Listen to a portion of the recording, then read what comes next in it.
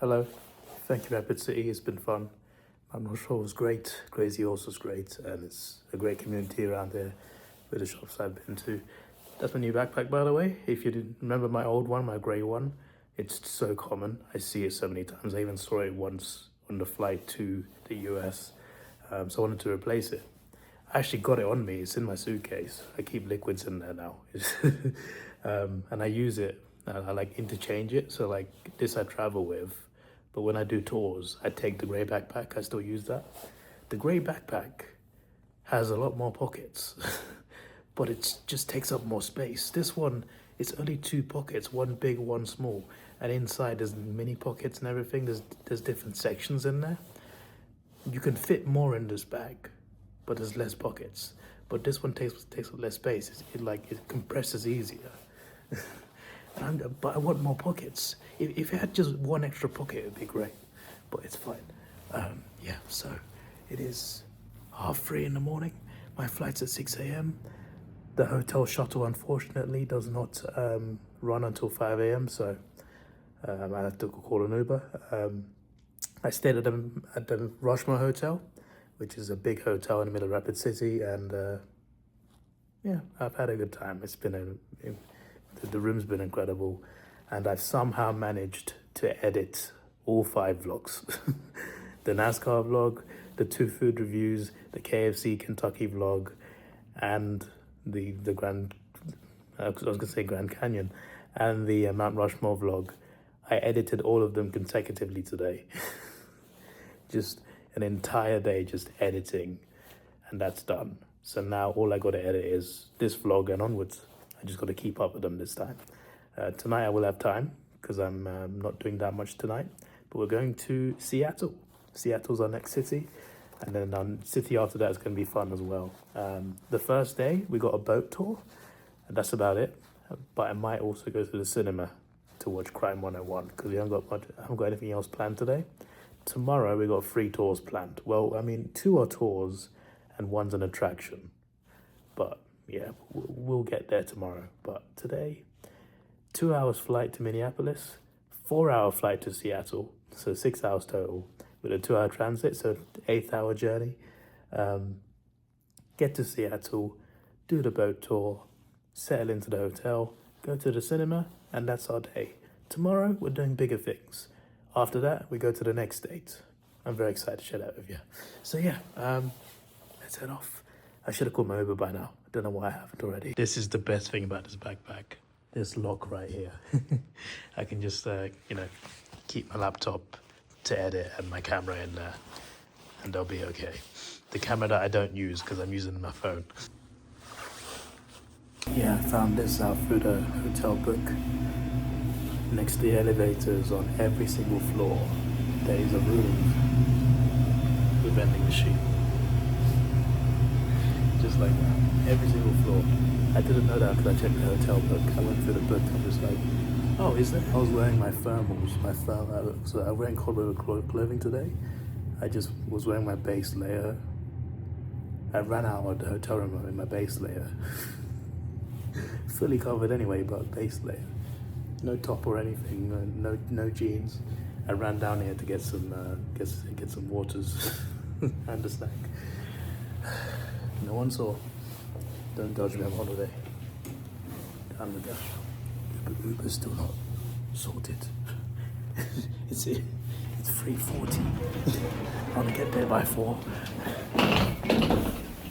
Might have to download Lyft, see what happens there.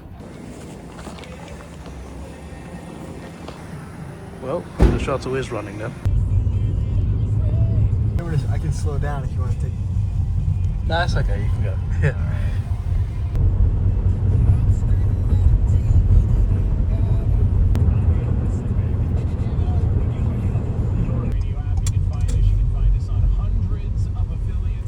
I'm trying to slow down so you can get it better. Thank you. We appreciate you doing so for this Wednesday edition of the show. What up, Steve? Yep. Oh, there goes my shuttle. Turns out it was running. So basically, I was told yesterday that there aren't no shuttles that early. They said the earliest shuttle was at 5 a.m. and for my 6 a.m. flight, it's not going to work. I go downstairs, My Uber's still not coming. I tried dialing Lyft, there's nothing on Lyft either.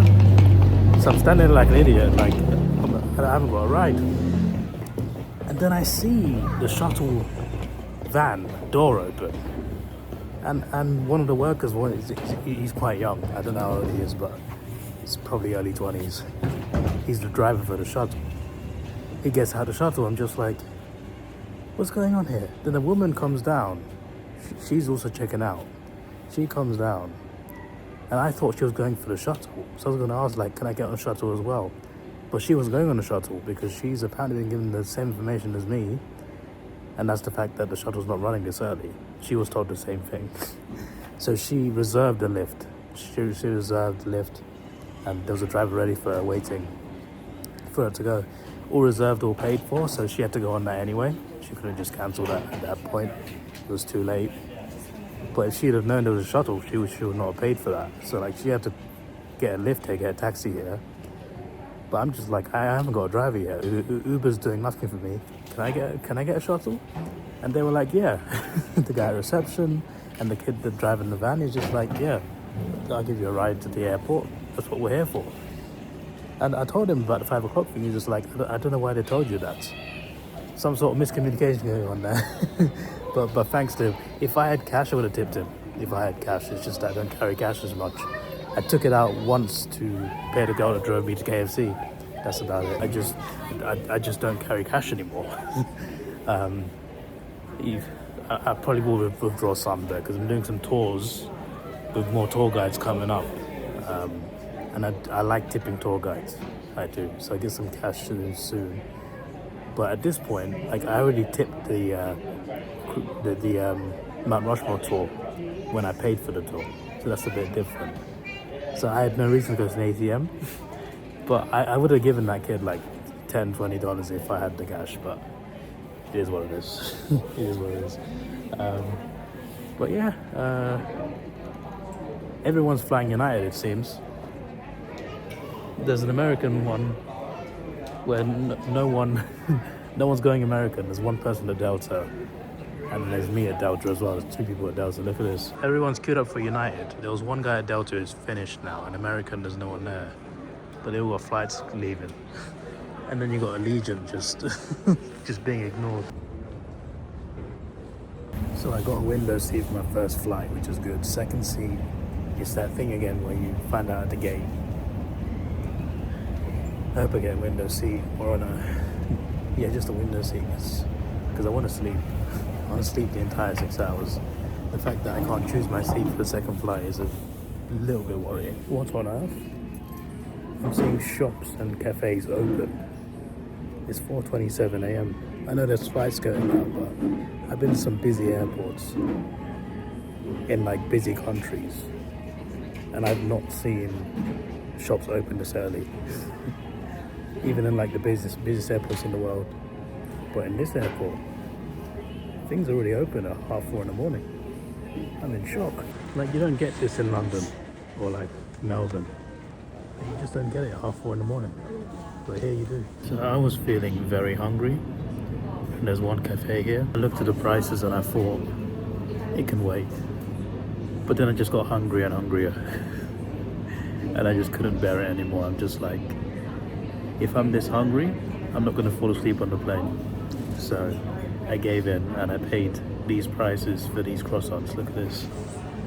$10 each. $10 each. They're not even that big. Oh well. At least it looks nice. Yeah, it looks delicious to be fair. Still though, $10, my word.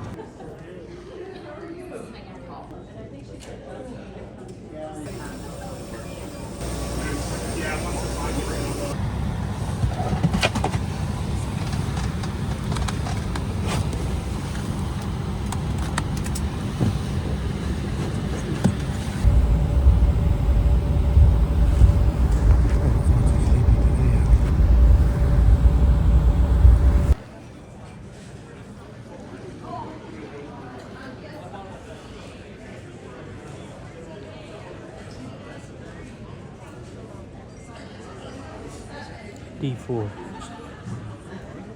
And D4 is right behind me. Oh, I literally just got off over there to my right. That's fun. See, it's the next plane out there as well. It's only 8:42. But we've got nearly 2 hours. Less time to get on the plane. It's boarding at 9:50. It is now 8:49. So we're getting there. I had to chill for a bit. Because when I said I was out cold, I was out cold. I recorded that clip on the plane and I put my phone in my pocket. Just close my eyes. The next thing I know, someone's waking me up. A passenger getting off the plane is waking me up. Everybody's almost off. I'm in row 16. It's not right, it's quite a small plane. It's not right at the back, but it's not too far from the back, so it's not like too far at the front. But regardless, there's about maybe two people behind me by the time I'm getting up and getting off. I'm the last passenger off the plane because everybody's getting off and I'm still asleep and I'm still out. But someone tapped my shoulder and that's when I woke up. I'm last off the plane. That's a little bit embarrassing, just a little bit. At least it was when people were still getting off the plane. I had a worse time in Australia 3 years ago in Tasmania. I almost fell asleep at the airport, missed my flight. Someone woke me up, which was great. On the plane, fell asleep, didn't wake up. No one woke me up until they were doing a sweep of the plane because it was a night flight. It was the last flight of the night. And there were staff doing a sweep of the plane, checking for rubbish, cleaning the plane, making sure it's all good. And they found me asleep in my seat. And that was even more embarrassing because all the passengers had already gotten off. There were no flight attendants. There were just people who were sweeping the plane.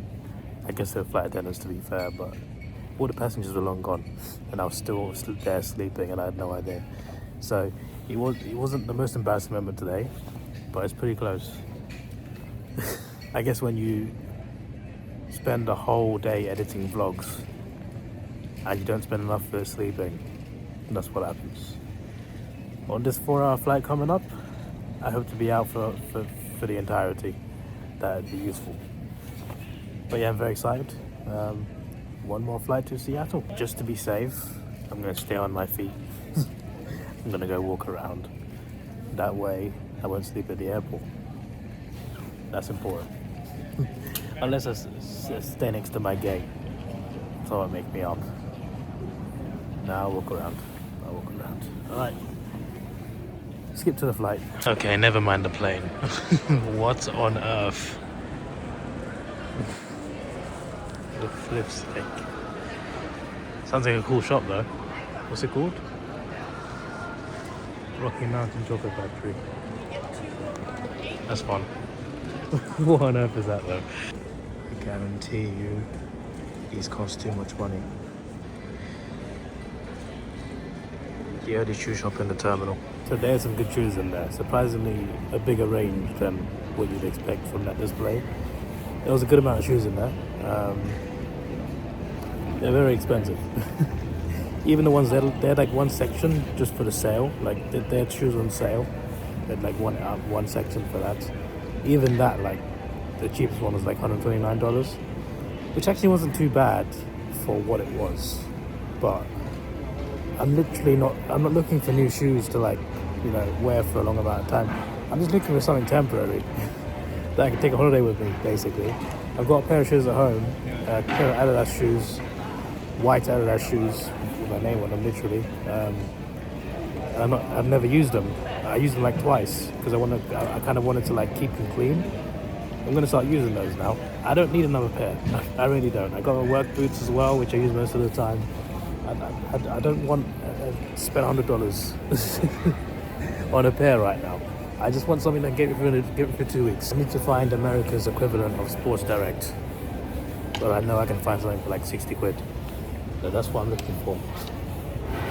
I guess in dollars that'd be like 80 or whatever. Seattle, I'll find something in Seattle.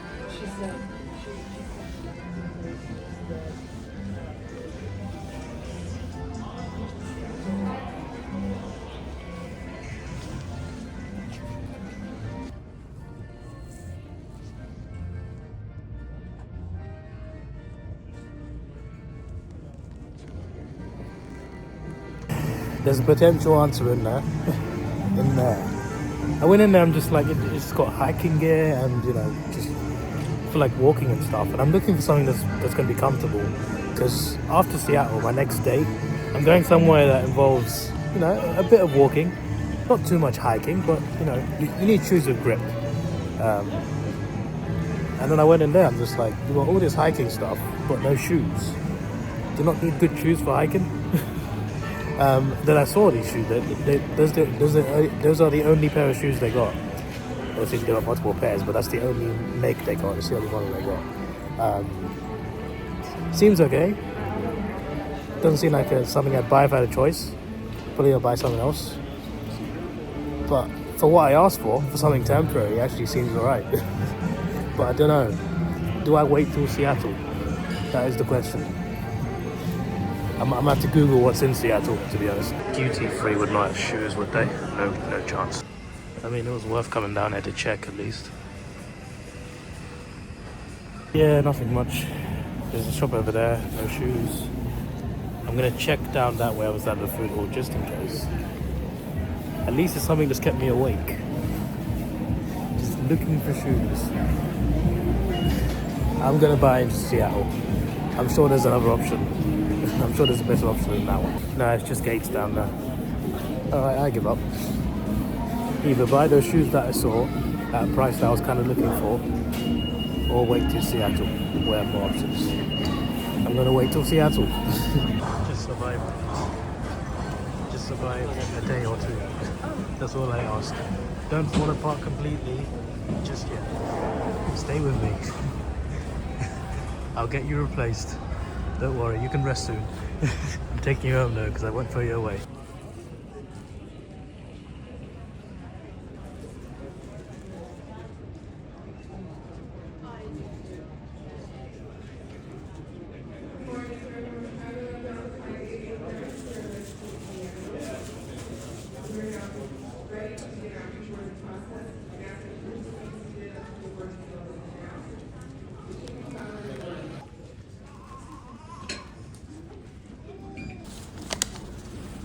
I will see it, not a window. Don't worry, because I want to sleep. The people next to me also want to sleep.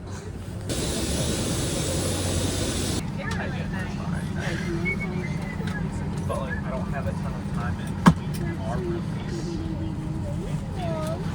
What are you doing today?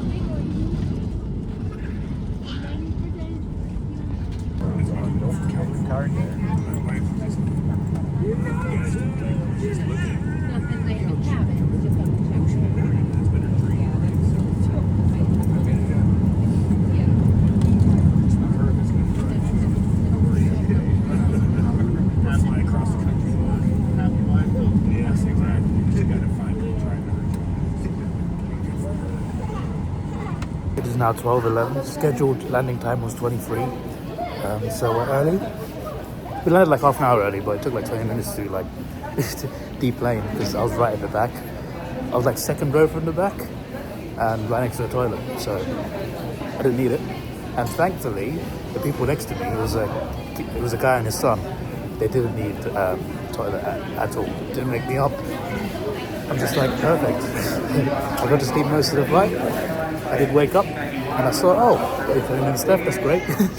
So yeah, that is that. Gonna go to Black Lane now, get the bags, get to my hotel. They don't start checking till 3 o'clock, but they do have luggage storage, so I'm gonna leave my suitcase there, and then I'll see about my shoes and the boat tour. I got a boat tour at 2:45, but they got one at 12:25. No, not 12:25, 1:25. If I can get there 1:25, I might ask them if I can go earlier. That's what I'll probably do. Also going to check if there's any shoes around here. There might be one there. So we're in the Emerald State of Seattle. I didn't know that was the name for it. That's cool. Yeah, there's no shoes here. What was I going to say? Right, I noticed, I remember two things. I remember two things that, one annoyed me and one excited me, right? I'll get the bad one out of the way. I went to Mount Rushmore and I didn't buy a mini Mount Rushmore. I didn't look for one. And I think to myself now, if there was one there and I didn't buy one, I'm going to be even more annoyed. I don't remember there being one, to be fair, but it probably would have been. I wasn't looking. That's my type of souvenir, to like buy a mini version of the landmark. I just didn't do it. What's happened to me? I literally collect like towers from cities. I've even got a mini Golden Gate Bridge, I'm pretty sure. I'm just like, why did I not collect a mini Mount Rushmore? What's wrong with me? Where's number 4? 10, 11, 12. Number 4 is that way? Okay, yeah, it is, yeah. Okay. Now I got it. Anyway, what was I saying? Yeah, so there's that. The second thing I noticed, realized, was some good news. Today's going to be payday for me. I get paid on Thursdays at midnight. Sometimes as late as 12:30, because it takes a little while for the bank transfer. I get paid weekly on Thursdays. And Seattle is 8 hours behind the UK, which means today on Wednesday, at some point between 4 p.m. and 4:30 p.m, I'm gonna get paid. I'm gonna get back to my hotel in the evening and be like, money in the bank. That's gonna be great. That will help with the shoes as well. I also get paid one more time before I leave, but that's gonna be towards the end of the holiday, so that's gonna be a bit of a sad payday. Maybe a saving grace of a payday. But the payday today, it's gonna help. It's a nice little cushion. Bring it to me. It's only a few hours away as well. Okay, it's moved to number 3. At least it's not too far down. Most of the plane's already off. Yeah, there's mine already. You see, most of the plane's already off by the time I got off, so I just knew it'd be there anyway. This, I believe, is my last connection in the US. I covered 7 airports in 2 days. This is the 8th airport in 3 days. But after this, less layovers, so less airports. Going to be all direct flights. Still got a few more days left. And obviously, still got the most part of 2 weeks left. So, yeah, plenty of things to do, plenty of fun, and maybe a little surprise. For some viewers, anyway. That's the vaguest clue I'll ever give you. Right, let me get an Uber. Oh dear God. I left England to escape the rain. It's now here with me. For flip's sake. Okay, this 8-hour time zone has now confused me even more. Saka just scored for Arsenal. I'm just like, oh yeah, the game's at 8 p.m, but it would be 8 p.m. now. It's past midday in Seattle. No, it's gonna be weird getting notifications for a night game in the middle of the day. At least if we win, I'll get to be happy for the rest of the day, you know, instead of waiting till the evening, you know. We're 1-0 up, which is good. Where is this Uber area? Apparently it's away from where I am. Well, the padlock's arrived this time, that's good. Right, we're getting there. Pick up in 2 minutes as well. Had to go up an elevator, through a bridge, down an elevator, and down to rideshare. Such a weird... like, there should be like one particular way to go in. There's the taxi area. Where's the pickup at? Okay, I see it. It's down there. Pick up in 2 minutes. Let me hurry up. Is it 25 to 31? Road G. There's 23 to 31. Left there. Don't know what road G is. Can't see any letters. I just see store numbers. I'll find it. It's not here just yet, but it's a black Tesla. I do see one, I don't know if that's mine. I can track him on a map, I'll find it. don't know what it did by row G. There's no letters, like anywhere. It's just numbers.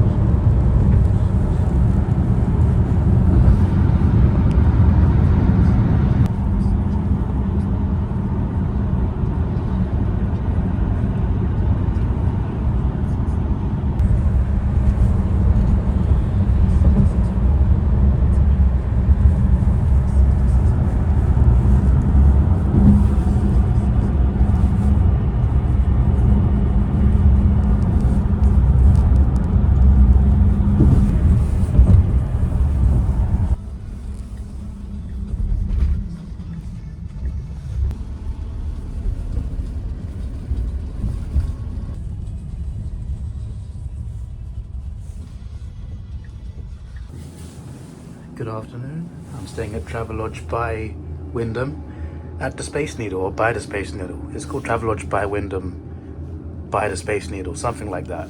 But like a few blocks away from the Space Needle. So Uber driver was great. Even brought my suitcase inside, and even though I arrived 2 hours early, my room's available already, so that's great.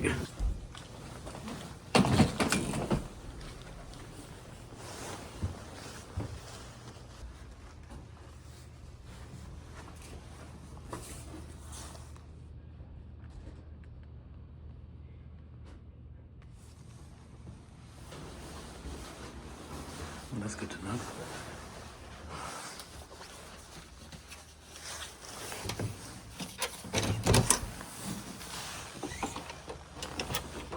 Looks good. Okay, so this is the room. They conveniently got a desk for me, so I can just edit the vlog here. Plug in the laptop there, USB ports there to charge. Although I charge USB-C with my phone, but that's on my laptop anyway, so that's covered. They got a list of TV channels there and a Wi-Fi password, so that's great. Got a bunch of drawers here. Oh, we've got some things there, including the Bible and a few other things. Something for the tourists. That's great. Got some information down here. It's good to know. These two are empty. Table there. Every hotel's got that chair. Yeah, here's a view of the street. So, what on earth is that? What the flip? Is that a spaceship? Are the Guardians of the Galaxy here? What's going on? Oh, that might be the Gardens, to be fair. I got a ticket for that with a bundle with the Space Needle. That might be the Gardens.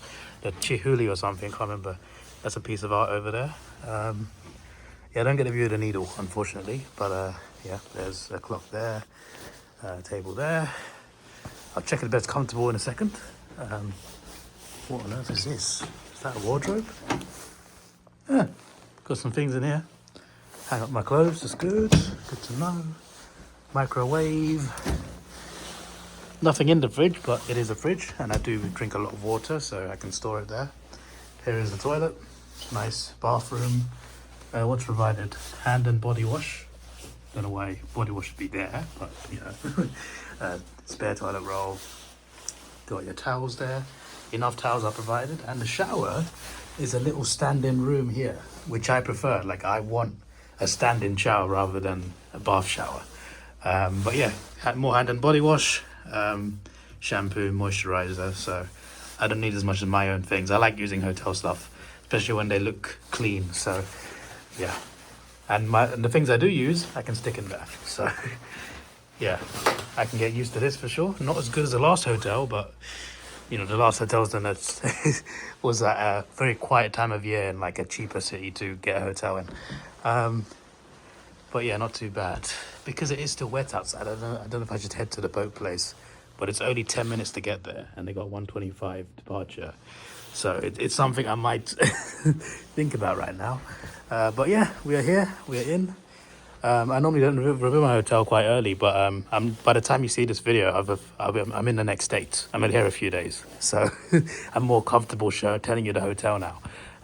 Because the vlog is so far behind. They were not meant to be this far behind. The Daytona vlog is meant to be up the day after Daytona, but everything backfired because I had no time to like actually make the videos. But yeah, is the bed comfortable? Take my bag off. Oh, yes, it's very good. Soft landing. It's nice. It's firm. It's not like too soft. It's not bouncy, but it's firm, but not too hard. It's good as well. It feels very comfortable. Yep, I'm gonna have a good night's sleep tonight. That is for sure. All right, got my Uber. Just gonna see if I can get on the early boat. By the way, I checked in online last night, so as soon as I got in, they had my card ready, everything. I just had to say my last name. So nice and simple check-in. I even like, because they take like some hotels take like what do you call it? They take like a charge, just in case any damages, and you get the money back as soon as you check out, as long as there's no damages. So I checked in online, and that was charged already. So that was all done already. I just had to get my room key. So yeah, online check-ins, when they're done right, they're convenient.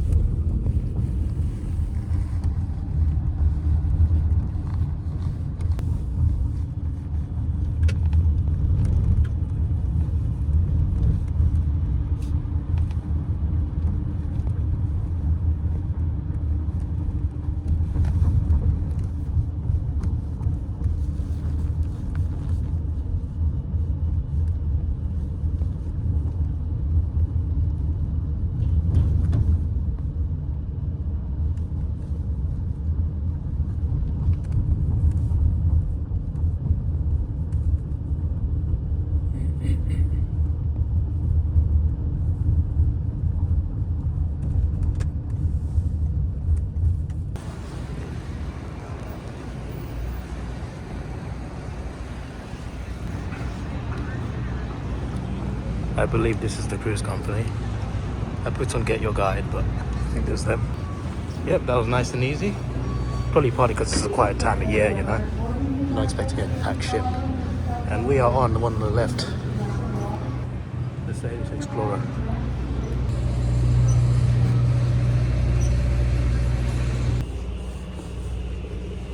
Wow.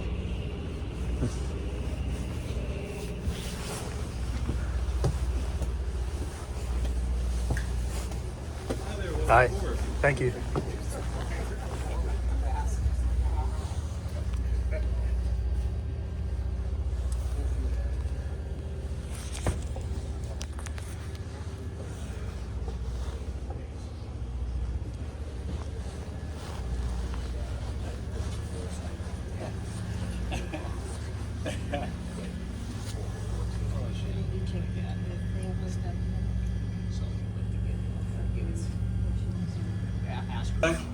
There are 6 restrooms, 3 on each side of the boat, again down the hull in the back towards the aft.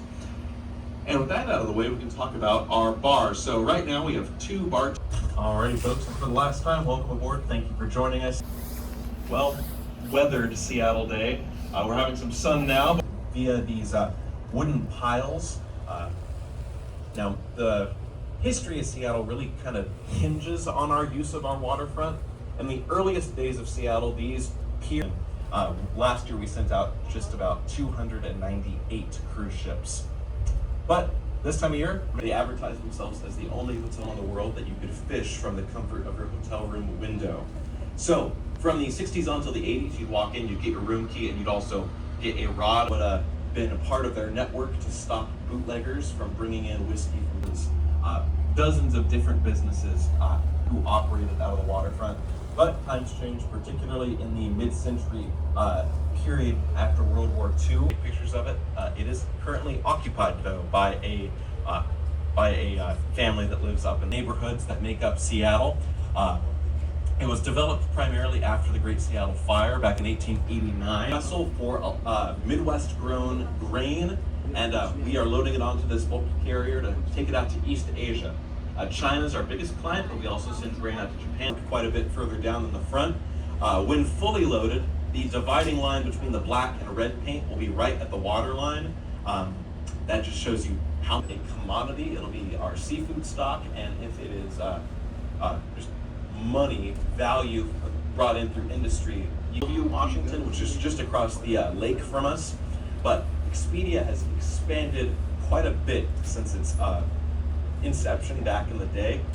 Now they own over 200 different travel websites. So a lot of people, when they're traveling from out of the city, they just used Expedia.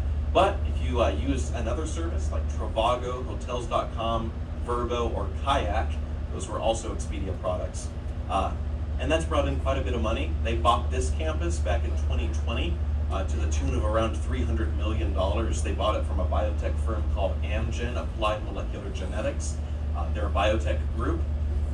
And they settled in, pausing only briefly during the pandemic, where they left their newly purchased hundreds of millions of dollars campus empty for about 2 years, making no money in there at all. 1901 on until the early aughts, this was the home of one of Seattle's Navy outposts. Here in Seattle, we handle about 13% of all seafood eaten here in the United States. It's about 100 billion pounds. And on the left-hand car, Discovery Park, one of our local parks out there on the tip of Magnolia, is a good option. It has more than 10 miles of hiking trails. So we're going to be crossing the mouth of Elliott Bay. Elliott Bay here is just an inlet of the Puget Sound. So Magnolia Point kind of marks the southern extremity of the bay. And then if you look to our port side and ahead of us, right where the glare of the sun is, from my perspective, you'll be seeing Alki Point, which is another little spit of fjords that extend all the way south to just past Olympia, the state capital, and obviously go all the way north out to the Strait of Juan de Fuca, where the waterway joins with the Pacific Ocean. And we have the last ice age to thank for this huge waterway. The now water-filled gouges of the Puget Sound were once home to sheets of ice over 1,000 feet thick. And as they melted, they carved this waterway into the Earth's crust, which means our waterway is very deep, actually very naturally deep. Elliott Bay bottoms out at just over 600 feet deep, and the Puget Sound at around 900. If you really squint along that waterline, you'll see, I think I can see 2 Washington State ferries pulled up alongside the dock. Now, Bainbridge isn't the biggest island here in the Puget Sound, but it is the most popular, including our team captain, Hillary Knight, who is doing very well for herself out there in Europe. But the Space Needle, by far, is the icon of the Seattle Center area. It was a real pain to boxer section the night before the opening ceremony. But for the time, for a long time, we only had one skyscraper, and you can actually see it pretty easily on the, the easiest way, if you look at the skyline there, and along the water line, you'll see one of our ferries pulled up to dock. Just up and to the left, you'll see a narrow white skyscraper, kind of looks like a white crayon there, with a pyramid on top of it. Now that is the Smith Tower. It was built by Lionel Cornelius Smith. He was a financier out of New York City. And you'd know him, he was the Smith behind Smith Corona typewriters. And he moved out here back in the early 1900s because he figured that Seattle was going to be the new New York. A lot of business coming in because of the gold rush. And we just opened up trade to Asia, in Japan and China. And so he built a skyscraper and then promptly died. He passed away, if I'm not mistaken, in 1917. And then no new skyscrapers were built. We had to get through both World Wars, the Great Depression, and then it just took a little while for the economy here to get up and rolling again. We didn't really start building tall buildings again until the 60s. And so all of the new tall high-rise architecture that you see here is pretty much a product of the 80s and later. There were a couple of new skyscrapers that came in during the 60s and 70s, but it was really the economic boom that came with the computing revolution led by Microsoft out in Redmond. That brought in a ton of new money and speculation, as well as talent. A lot of programmers migrated, of beating 1,000. So we were promptly beat just a couple of years after the construction of Columbia Center in the race for the tallest building here on the West Coast. That's been taken several times over in California, but we still have the dubious record of the skyscraper with the most stories on the West Coast, because they have normal-sized floors. We have the kind of weird shrunken ones. So the tallest building in California currently has 73 floors, Well, we sit pretty at 76. So it's kind of a strange record, but by gosh, do we have it. And that basically marks the midpoint of the tour. We're currently passing West Point, sorry, not West Point, good lord, West Seattle.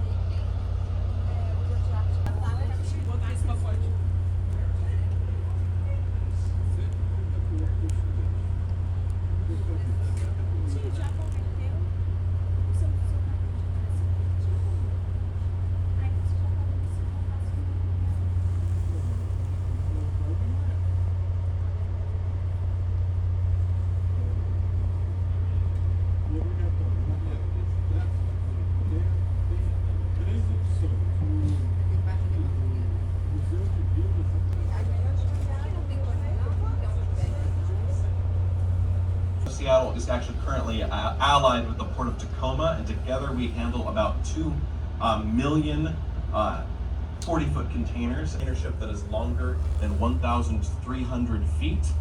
Beyond that point, the steel just starts metal beyond. Nowadays, the name of the game is width. You'll notice the Senegal, it is wide. It is actually wider than this ship is long.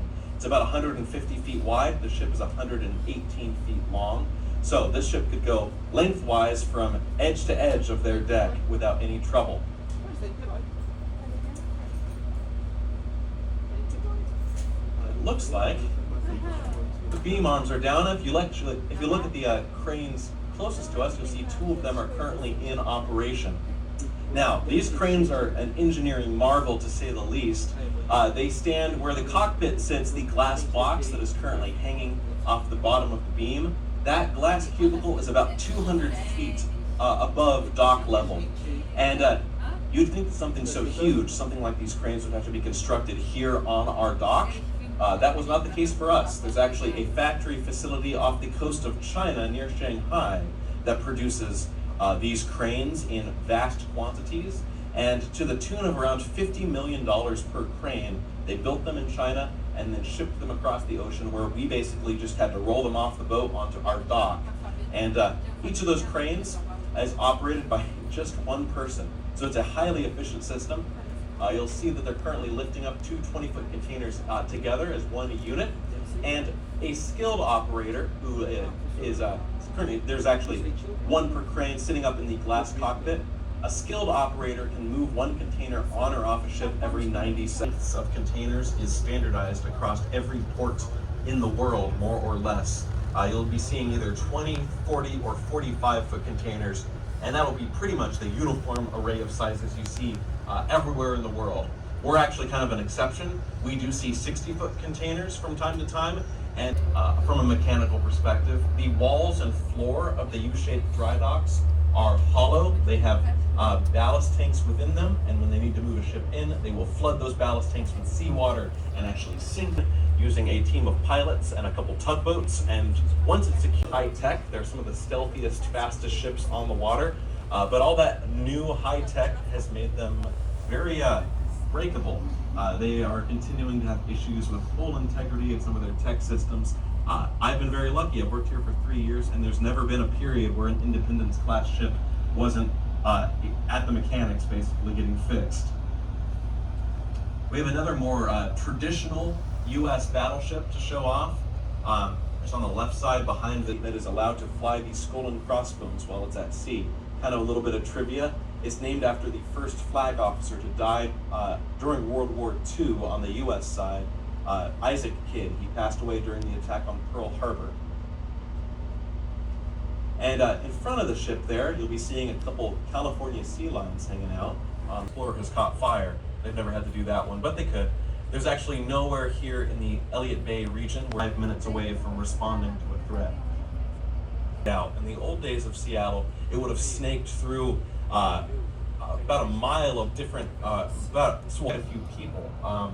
the and an icebreaker and an emergency response vessel. You can actually see on the bow, the front here, on the right-hand side, with the black crisscross arch over the roof. That'll be T-Mobile Park, home of our Major League Baseball team, the Mariners, who just recently completed their most successful season in history. They made it just to the last playoff game before the World Series, before biffing it profoundly. They are still the only Major League Baseball team to never play in a World Series game. But there's always next season, and there always is next season. On the other end of the spectrum, we have Lumen Field, home to the Seahawks, who just recently pulled the World Series, pulled the Super Bowl for us against the Patriots a couple weeks ago. We broke some records for the victory parade through downtown Seattle. More than 1 million people turned out. I was working that day. It was pretty crazy. The stadium is also home to the Sounders and the Reign FC. That's our men and women's soccer teams. So it's a super neat, dynamic stadium. It is one of the loudest in the world. For a while, it was the loudest before the Kansas City Chiefs had to go and take the record from us. But we do have something that they don't. Our stadium is so loud that it is seismically active.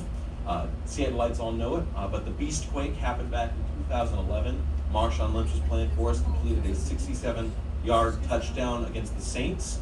And the crowd went so crazy when Marshawn Lynch crossed the end zone that they generated an earthquake that peaked at 2.1 in magnitude.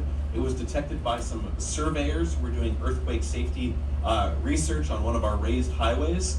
And after that, they put about a half dozen seismographs around the stadium so they could detect future earthquakes. And there's been a few dozen. None of them beat the 2011 Beastquake until 2023. That was the year that Taylor Swift came to Seattle for her Eras tour, and she and her fans generated a quake that peaked at 2.3 in magnitude. And the Beastquake back in 2011 was pretty good. It was a whole 11 seconds long. Taylor Swift created tremors that lasted the entire 3 hours of both sold-out shows. So we do have some work to do as sports fans if we want to take that back. So enjoy the view. If you're looking to use restrooms on the way off, we recommend going to the main deck, first deck of the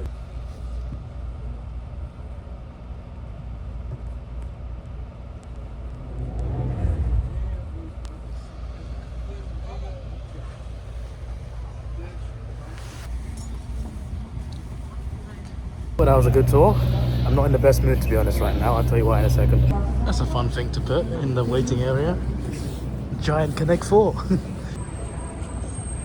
There's music playing there, which is nice, but I get worried about music because sometimes I'm recording a vlog and it picks up on the music and it copyrights me.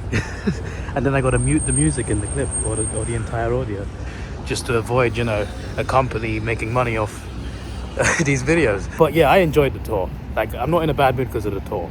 Cost per service is great. I would have tipped the tour guide. It's just that I don't carry cash. I got it out once just to give it to Elizabeth, who drove me in Kentucky. Apart from that, I've not carried cash.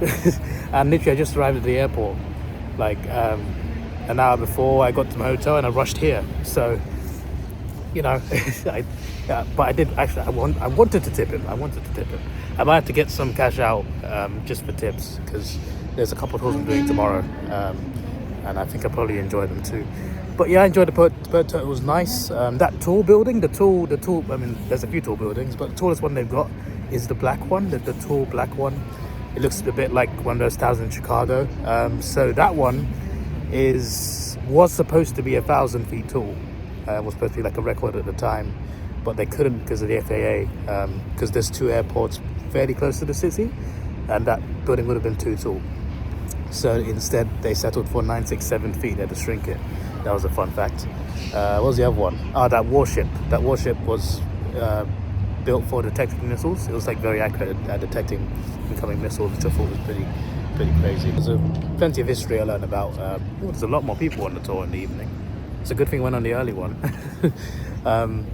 Yeah, there was plenty of history the guy talked about. I don't remember all of it, definitely not, but it was interesting. I was engaged the whole time. One thing, which is the reason I'm in a bit of a bad mood, is because my team Arsenal were playing and we were winning 2-0. And when the cruise started, we conceded. Wolves scored, and Wolves are bottom of the league. And we're supposed to be top. We are top, but after today, I don't think we won't be. I don't think we're going to win the Premier League this year because it was atrocious today. 2 wins in 7 games. Playing against a bottom team, you know, should be easy, right? We're winning 2-0. As soon as the cruise starts, it's 2-1, and then later on, because the match is still ongoing, it's like the last half an hour, I think, and the cruise is 1 hour, so the game was going to end before the cruise ended. It said 6 minutes at a time. I kept checking like every 5 minutes, and I got a notification saying 94th minute. Wolves have scored, and it's 2-2. I'm just like, how have we choked a 2-goal lead to the team at the bottom? It's just typical Arsenal. You know, if anybody calls us bottlers or chokers from now on, I'm just gonna accept it and just ignore it and just move away, because I have no basis to defend anymore. I really don't. I mean, if we win the rest of our games, we win the league, but after what I've seen the last couple of months, we're not going to do that. My day. It just feels like it's over already, even though we're still top. It feels like it's over. I'm sorry to interrupt this holiday vlog with something from back home, but obviously I care about my team. And the fact we drew like that, which feels like a loss. And based on what I heard, we threw the game away. I didn't watch the game, but we threw the game away apparently. I just checked the score. And that's typical of us. We throw games away. That's how we lose things. We throw games away. Even when we're good, we throw things away. It's just... let me get my mind off it. Okay, I looked into shoe shops. I saw something called MTN shoes, just for like hiking and stuff. No, it's not called MTN shoes. It's just called MTN. But they sell shoes in there. I might go there. And I want to go cinema to watch Crime 101, starring Mark Ruffalo, Halle Berry, Chris Hemsworth. I thought it was a good time to watch it today because I got no other tours planned. I don't want to see that film before I get back to England. That way, when I get back to England, I can watch other films because I watch a lot of films. So I can either watch a film at AMC, which is a popular cinema chain in the US, or Regal, which is popular too. Regal is actually Cineworld, but in the US. Regal owns Cineworld. So for Americans watching, Cineworld is a big cinema chain in the UK, one of the big 3. And they are owned by Regal. So Regal's basically Cineworld. They're the same company, just a different name in each country. So I might go to Regal and see if it's similar to Cineworld, or I'll just go to AMC. They got different times. I'm gonna look for shoes first, and then I'll see which one's more convenient to go to. And also Scream 7 comes out next week, but I'll be in a different state by then. But I might also watch Scream 7 in the States. Yeah, they don't sell shoes. I don't trust Google, you know. It's just giving me the wrong information all the time. I didn't even go there, by the way. I just looked it up and I just searched their stock and everything. But there's some shoe shops around there, so I'm just gonna walk down. It's a 5-minute walk. I'll tell you what, there's some good fun opportunities here. I gotta put a needle in there. Maybe I'll do like 4 thumbnails like I do sometimes. I don't know. I don't intend to go on it. I'm just not big on Ferris wheels in terms of riding them. I've been on London Eye plenty of times. This will be, I guess, like that, but you know, a little bit quicker. I'm good. I like looking at them. Not a big fan of going on them, but yeah, they're cool. They're cool to look at. Yes. Wow, a wild forklift appears in front of the aquarium. I just said aquarium. Aquarium. I can't even. I've lost my head after the Arsenal game. I can't say aquarium now. I was going to make a joke about the forklift being a sea creature, and then I say aquarium. It's not my day today. At least it stopped raining. It stopped raining basically as soon as I got in the hotel. So it was a good sign for me to get on that boat, because it's getting a bit colder now. Yeah, it is cold in Seattle at the moment, to be fair. It was a bit warmer earlier. That looks nice. And that is not very nice. Oh wow, a hat shop.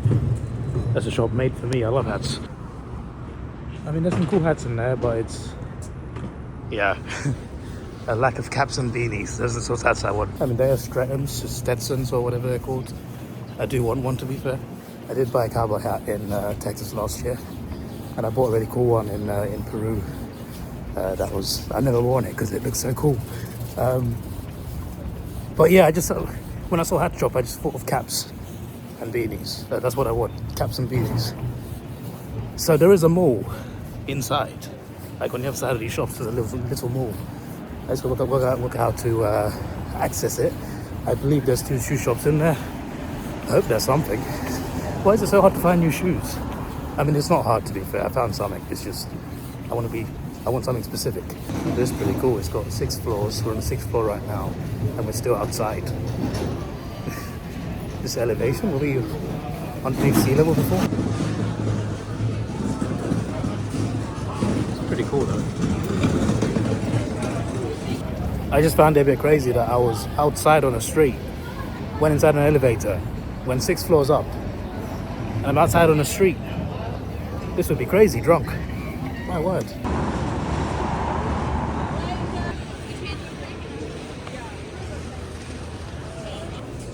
Organic lavender apple cider.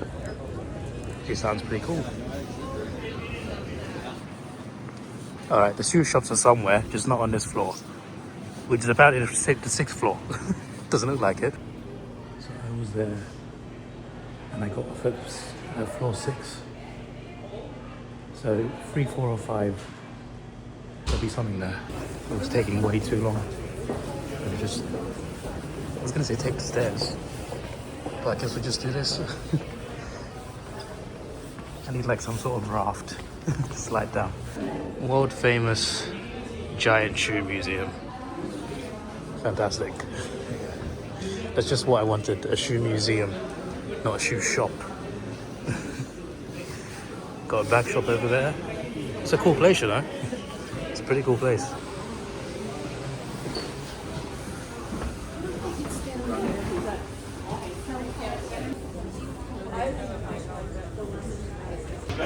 Okay, it's not on this floor.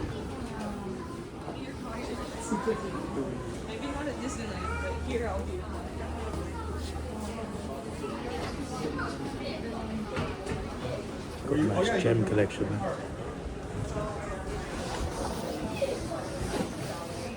Oh yeah, these are mini Funkos.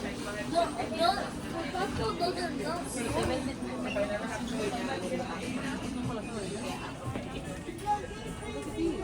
Oh my goodness, it's a book of dreams. Hi there. If you have any questions, please let me know. Is it? I'm not seeing.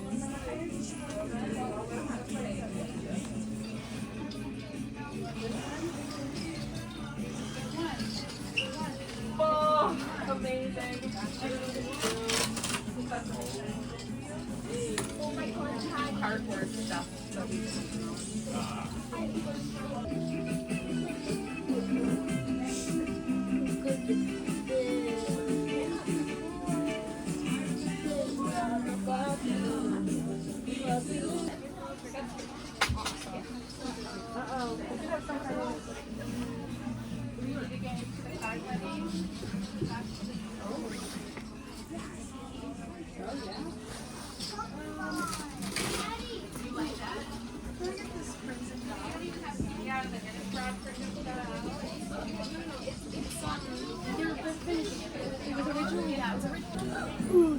No, that's cool.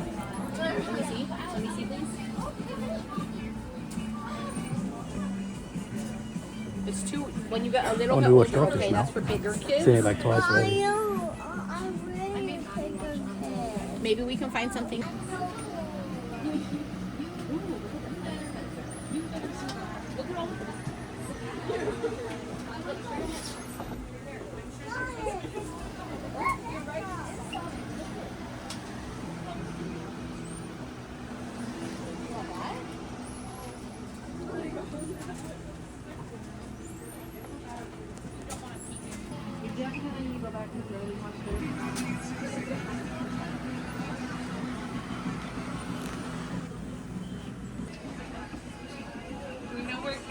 Everybody is. They went to go get Tricky. And I told him, I said, why did you speak up? I told him multiple times. He's like, well, we were visiting. I was like, yeah, I bought it for you. You don't even have to spend your $3, but if you want to spend your money, go ahead. Safety education. Don't talk to strangers. Well, I'm But just maybe, going, quite I've just possibly, started getting something give them a from lift to the store. KFC. That was incredible. I forgot I was looking for shoes, almost. Yeah, I'm. If you don't know, I'm a huge nerd. Love Marvel, love DC, love Godzilla. I like Star Wars. I like Alien, Predator. There's a huge bookstore on this floor. Look at this. Wow. They buy books here as well to keep putting here to sell on. What was I saying? Yeah, I'm a massive nerd. There's a lot of things pop culture that I've at least seen. There's a few things that I love, a few things that I like, a few things that I've at least seen, you know? And obviously plenty of TV shows as well, like The Office, for example. So seeing all that merch in there, it was just like, I know I say this a lot, but if I had money, if I was rich, the amount of stuff I'd buy in that shop, they'd make a lot of money today. I'll tell you that much. But it's just not wise. I need my holiday budget. I'm still going to spend on, like, you know, souvenirs and travel. But I'm not going to overstock on stuff that I can get in London anyway. But there's plenty of cool things in there. A bunch of vinyls and records there. Not really into that, but there's plenty of people who are. Lots of collectibles here. I've still not found the damn shoe shop. I'm not going to find any shoes today, am I? For flip's sake, I got lost in a really cool market. That's what's happened. Down some stairs. Oh, back out onto the street. Brilliant. Yeah, I'm back out here at the hat shop. That's ironic. There's a nice sea view. Still can't find any shoe shops. That doesn't count, but there's meant to be like 3 in here. I can't even find one of them. There's something on the 6th floor behind the fish and meat section. And it is not shoes. I thought I said shoes for a second. Okay, I'm gonna try this place, and then, yeah, they have got shoes at least. I at least found something my days. It seems like a nice indoor street, but nothing's open. Just gonna walk down Pike Street. This feels nice, you know. Like it feels very quiet for a city. And I know it's like 3 p.m. on a weekday, but still, it feels a lot quieter compared to other big cities I've been in the States. But yeah, both cinemas are a 10-minute walk that way.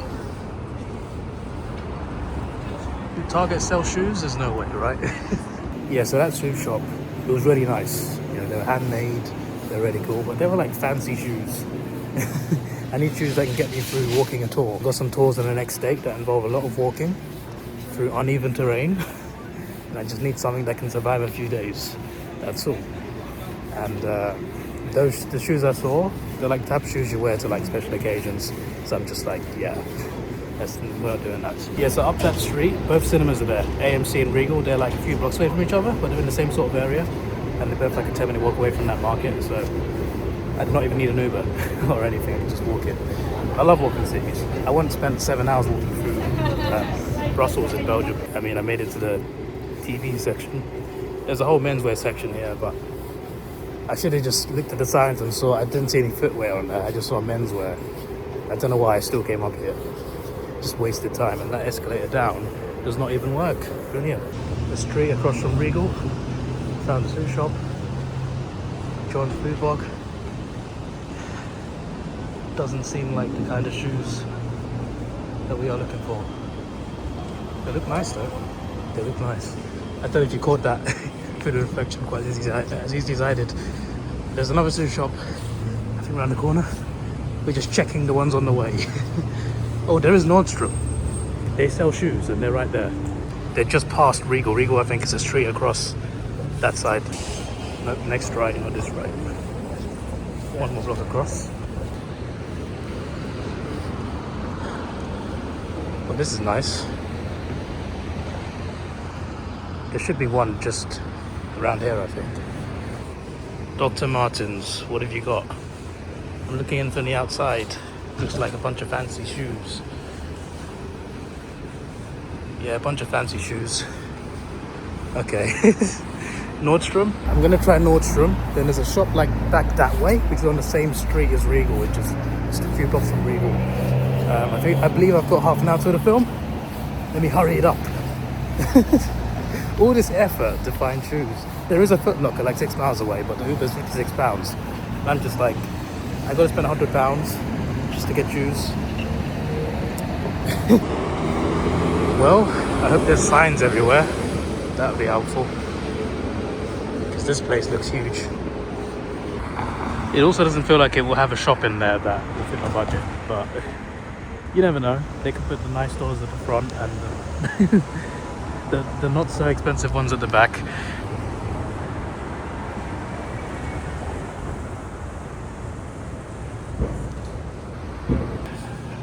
Yeah, there's definitely not my section.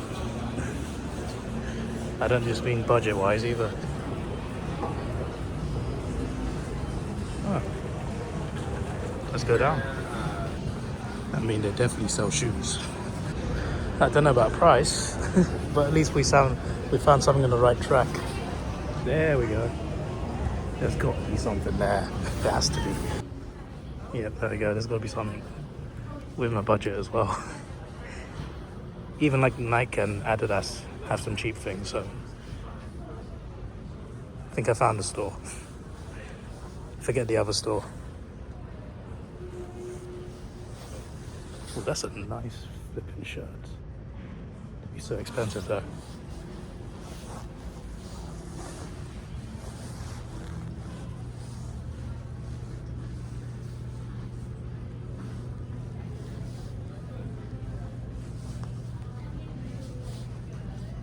Gotta be quick here.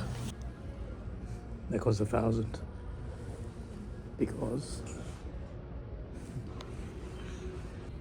everything's so expensive here, so I bought a Converse. That one there, 65. It will do. I used to wear them all the time, I don't anymore. But it's fine. These are so like 2 decades ago, but $65 compared to that 81 at the airport, that was a lot worse. I'm taking it. I wanted something temporary, below 100, and I got that. So my bank statement said 54.80 something. So yeah, it's a bit of a setback though, because I don't really want to spend on any shoes at the moment until I get back. But I can't. The next state I'm going to, what I'm doing there, these broken shoes will not survive. The entire shoe is going to fall off, and I'll be barefooted on really bad, really hard terrain, and I just don't want that. All right, the movie start time was 2 minutes ago. There will be adverts, but I need to hurry up. The other shop is called Floor Money, which apparently doesn't exist. Apparently it's on the street corner. It isn't. I could have wasted my time coming down the street and not seeing a shop. I spent way too long in that shop. I looked around at everything. I saw a few things for $1,000. Most of the things were like 100, 200. Even ones on sale were like 100, 200. I'm just like, I'm trying to look for something for a few days. Ended up buying flipping Converse. I still got some pairs at home actually. I used to wear it all the time. When I was a teenager, I wore some Converse all the time. So I'm rocking them again. It's like, it's like I'm reminiscing on the old days. They're not really that great for walking or trekking, but I think they'll survive a few days. Yeah. And I'll wear them at home. I don't mean in the house, I mean like, you know, going out to the cinema, whatever.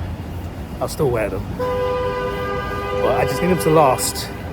And they'll last longer than these bloody shoes that are going to fall apart any minute. I haven't even changed yet. It's fine, they'll survive the cinema. They'll survive the cinema. Nice music. Now the question of the day. What does the US version of Cineworld look like in the US? Let me find out. Jeez, there's like 3 entrances, doesn't use the other entrance. How many entrances you got, mate?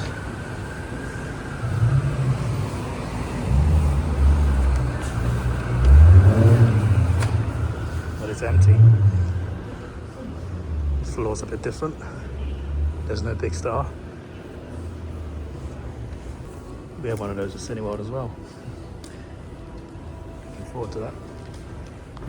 $14.69. I got a membership at Cineworld, which won't count over here, but you know, I could have got a free ticket.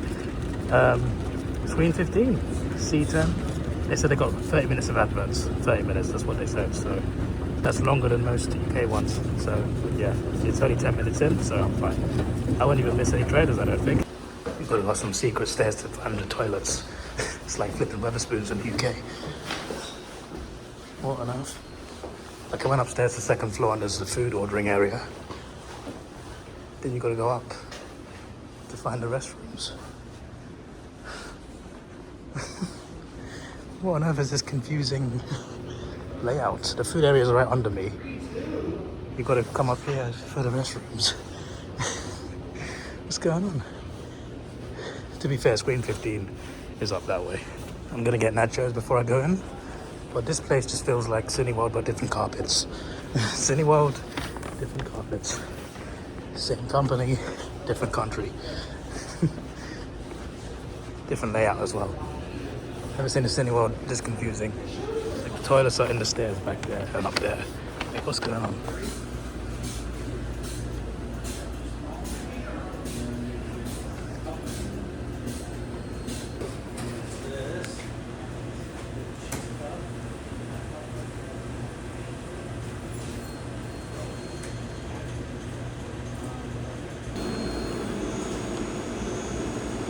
Cineworld don't have that. Yeah, so that sort of stuff. Now what we also don't have at Cineworld is the options of different types of nachos. We only got the Doritos ones. So you can actually get a combo of both, which is great, with some cheese sauce. Incredible.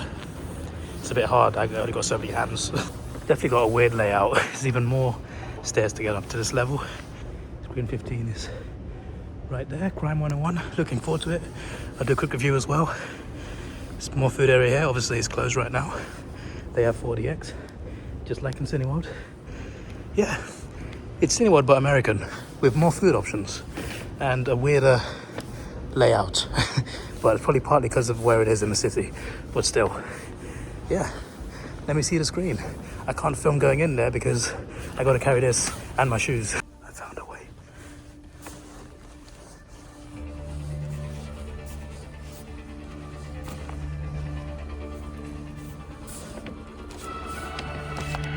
We have to learn how to communicate. Getting back shouldn't be too hard, it's just a mile. According to maps, it's a 20-minute walk. That is so cool. Whoa. What on earth is that place? Oh, it's an arcade. Okay, that makes sense. I'm currently on 7th Street and my hotel's on 6th Street. I just had to cross over to the next street and just keep going straight to see the hotel. It's literally that simple. I thought she was a statue. There was a person standing there on the street. Hopefully Seattle's a safe city to walk. Not really looked into that, but you know, I walked through LA, San Francisco, and I'm pretty sure those aren't as safe as Seattle, so I think we're good. 20-minute walk. It's 6:30 p.m. something like that. 6:41. Okay. Hopefully there's some sort of convenience store along the way. I'm gonna stock up on some drinks, and I'll get some food later. But for now, I just want to put my legs up at the hotel. Yeah, that was a good film. Also, before I get to the film, actually, the comparison to Cineworld, because the company literally just, it's the same company. It's Regal, and they own Cineworld in the UK. Much better seats. In Cineworld, you got to buy like the premium types of movies, like you got to go IMAX to get a comfortable padded seat. Otherwise, it's just a normal old-fashioned cinema seat. Over here, they got recliners. Just a normal screen, you got recliners for everybody. You got tables in front of you for your food. Just like Odeon in the UK, there's a company called Odeon, one of the big free cinema chains, and they do recliners for every screen. And that's what Regal got here. And I'm just like, okay, so the same company as Cineworld is doing that in the US, but in the UK, they don't want to do it. I got 6 seconds to cross the street. Give me a sec. Am I on the right street? I need to check the maps quickly. Yeah, I took the right turn. But yeah, like, I mainly go to Cineworld because I got membership there. But sometimes I go Odeon because my bank gives me 6 free tickets to Odeon every year.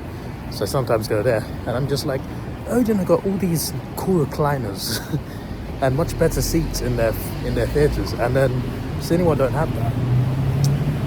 But then Cineworld in the US, which is Regal, they do have that. They're just lazy in the UK. Okay, I see how it is. So yeah, generally more comfortable cinema experience, I guess. Food not as good though. Our nachos are better. To be fair, like the best nachos I've had are in America, especially the ones at SoFi Stadium, LA Stadium, at WrestleMania. Best nachos I've ever had. The nachos are better in the US generally, but in terms of like Regal, they were a bit disappointing. Nowhere near as good as UK's Cineworld nachos. So there is that. I got a mix of the two because you have multiple nacho options. We don't have that in the UK. In Cineworld, it's just you get this one option. You get multiple options in the US. You can get both. So I thought that was a cool idea. But taste-wise, it did not hit. At least not for me anyway. So yeah.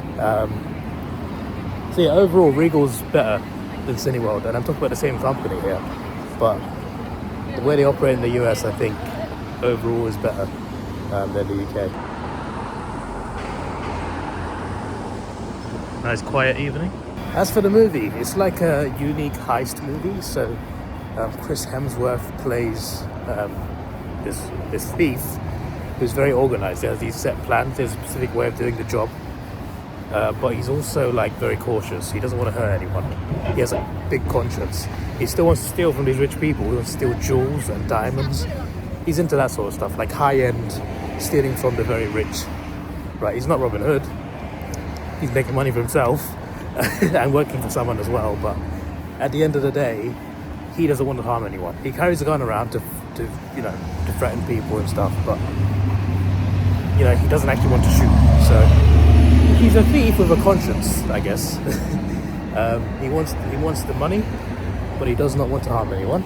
So even though, like he has a job at the start of the film, and you can see he has a bit of fear in him. Then there's this younger kid played by what's the Irish guy's name? Barry Keoghan. He had a scene as the Joker in the Batman movie at the end of the movie, but I can't remember how he pronounced his name. Barry Keoghan. I think you know what I'm talking about. He plays a younger thief who is a bit more gung-ho, a bit more willing to pull the trigger. But even he has like a tiny bit of a conscience in a way. Like he's kind of scared of certain things. Like there's a scene where he's trying to do a robbery himself, and there's a baby in there, and he doesn't want to hurt the baby. So he has some form of conscience, but not as good a conscience as Chris Hemsworth's character. There's this other old guy that they both work for. This is not spoilers, by the way. These are just basic plot points that you find out at the start. I got viewed a needle. Yes. Nice. Mark Ruffalo plays an LAPD. Oh no, that's not green for me. Waiting for the green light to cross. I looked at that and I thought it's my time to go. And I realized that's my light, not that one. That's for that crossing over there. As I was saying, Mark Ruffalo plays an LAPD detective who is convinced about Chris Hemsworth's character. Like he doesn't know him yet, but he's convinced there's one guy behind a series of robberies that are happening on the same street, which is the 101 highway. So the robberies are all happening off that highway, basically, off the side of the highway at jewelry stores. And Mark Ruffalo's character catches onto it, and he believes in this conspiracy. It's not a conspiracy because it's true, but these traffic lights bloody annoy me. They take so long to change. What was I saying? Yeah, so everybody else in the police force doesn't really believe in his theory, even though his theory actually turns out to be true. People don't really believe him that there's this whole big connection where there's one guy who doesn't want to hurt people. That's part of his theory. Like this guy is not hurting anybody. He's robbing these places off the same highway. We're looking for one guy, but the rest of the police force just don't believe him. So there's all of that going on, but he's onto him. There's this police partner. Forgot the actor's name, but it's a familiar face. Halle Berry. So it gets a bit complex here because Halle Berry plays an insurance. She works for insurance for these rich people. Something going on over there, so we're crossing the road. There's the needle again. Let's not get run over. Anyway, Halle Berry works for an insurance company, and this insurance company covers jewelry as one of they cover things as well, but jewelry. So a few people that get robbed in this film are covered by the company that she works for. So she's connected to this. She also knows Mark Ruffalo's police character as well. So it all connects. All of their stories connect together, and intertwine into this one huge thing. And it's pretty crazy. Wow, that is cool. Is that the gardens? She's also someone who's overlooked in her own company. Like, she's not happy with the way her bosses and colleagues treat her as well. She's someone who's worked at that company for like, I think it was 11 years, she said. And they don't value her enough to make her like a partner or get promotion. So there's that storyline too. So everything all connects.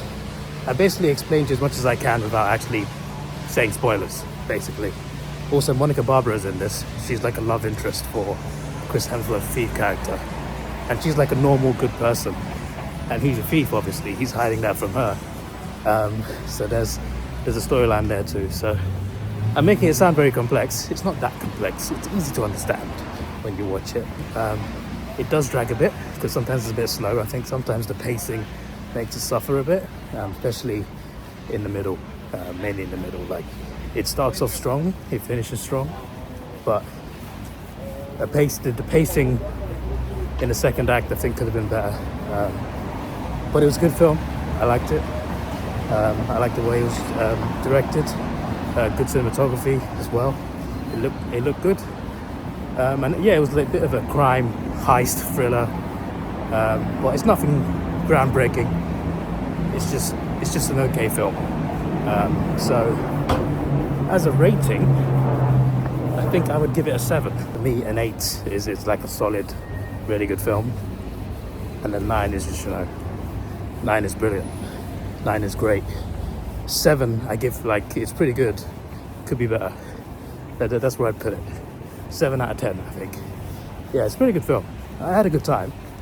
Just don't think it was that great. But yeah, I appreciate how much they put in it in terms of like, like a heist movie doesn't need to be that complex. But yeah, it's not even that complex, to be fair. It's just like, it was a bit more complex than it needed to be, is what I'm saying. But yeah, it's a good film, pretty good film. 7 out of 10, I feel, is a fair rating. I'm a bit worried now because there's more and more flats and less shops. I just need one convenience store. That's all I need, just one convenience store. Oh, that's cool. What do they call that? They better not call it a sky train. Saw a train go across that. I thought that was cool. How far is my hotel now? Is there some sort of like Seattle tradition here? Or did they forget about December and just leave the Christmas lights up? I'm very curious. Yeah, there's about 8 minutes walk left. I actually have a friend who lives in Seattle. Never met him, but there was this group chat I had years ago. And we had people from all around the world.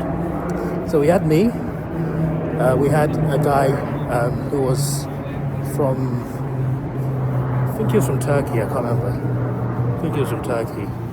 A guy from Bangladesh who moved to China to study, he's still in China, I believe.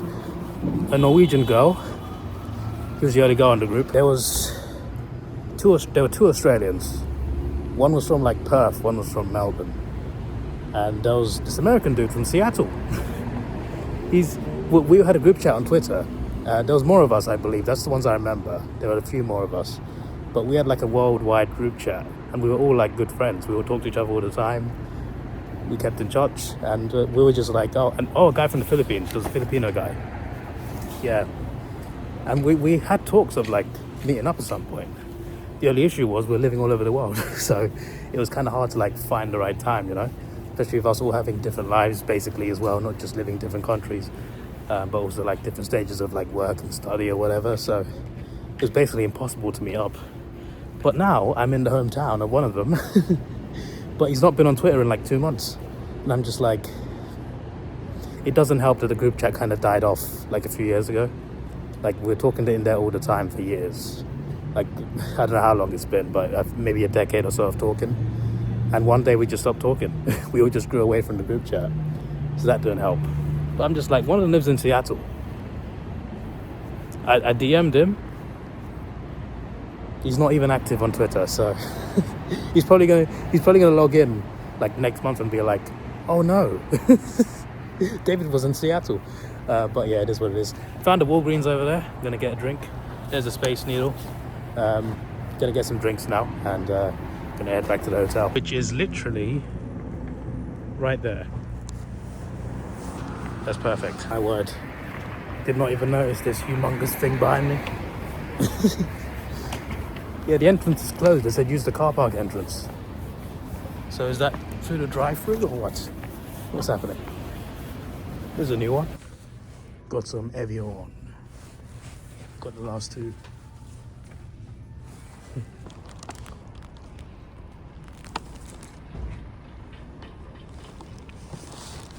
Oh look, Godzilla. He's found a wife.